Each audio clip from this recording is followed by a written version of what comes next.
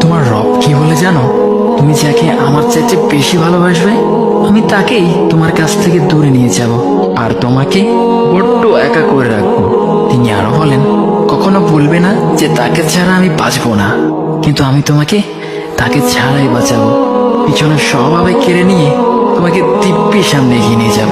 তুমি কি দেখো নি, ঋতুরাও যে 2 মাস পর পর বদলাতে থাকে, ছায়া দেয়া গাছের পাতাও তো শুকিয়ে যায়, আর যখন সবর হারিয়ে ফেলে তখন ঝরে পড়ে। কিন্তু তোমার রব তো ধৈর্যশীল ও পরম দয়ালু। তিনি তো সেই ঝরে যাওয়া পাতার ঢাল থেকেও সবুজ পাতা গজান।